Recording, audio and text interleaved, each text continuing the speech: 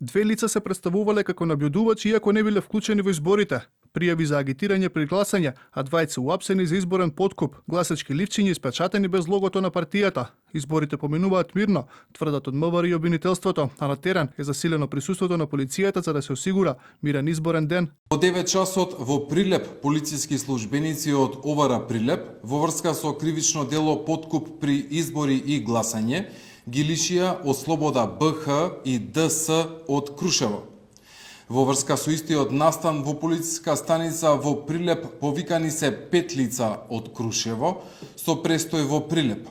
По целосно документирање на случајот ќе следува соодветна пријава.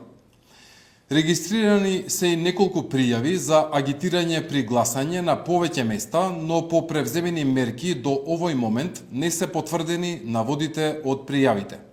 Двајца се приведени денеска во двор на основно училиште на подрачјето на општина Чаир. Според МВР, лицата не биле вклучени во изборите, но се представувале како наблюдувачи и одбиле да се легитимираат. И од јавното обвинителство велат дека изборите досега поминуваат мирно. Пристигнати се неколку информации за прекршување на изборниот молк, но како што велат, нивниот број е мал за да може да стане збор за кривично дело. Вчера биле регистрирани неколку случаи на изборен подкуп. Јавен обвинител во основното јавно обвинителство Струмица усно бил известен за погрешно испечатени гласачки ливчиња во Ново село и извршен е разговор.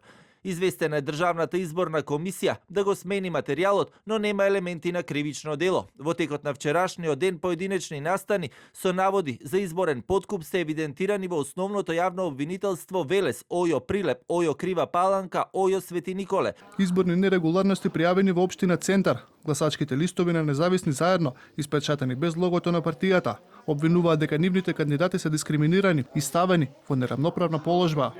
Оваа неправилност е констатирана на целата територија на општина Центар и може да представува основа за поништување на изборите во оваа општина. Поднесен е приговор по електронски пат преку електронска пошта и во архивата на Државната изборна комисија. Проблеми пријавили новинарите, неколку случаи за попречување на работата на медиумите, стигнали до Сдруженијето на новинари на Македонија. Општина Карпош избирачко место 2626. На новинарката Елида Зулбеари обид за одземање на мобилниот телефон и непристоен однос од страна на заменик председателот на комисијата, пошто имало интервенција од МВР, зашто ќе побараме од ДИК да преземе санкции за службеникот. Охрид избирачко место 1270 на екипа од јавниот сервис и беше оневозможен пристап во раните утрински часови со образложение дека покрај новинарската легитимација треба да поседува и акредитација од ДИК. Тетово, новинар беше попречен да земе изјава од страна на членови на избирачкиот одбор со упатување на недостиг на акредитација. Од ЗНМ бараат од ДИК и МВР да обезбеди почитување и непречена работа на медиумските работници на гласачките места.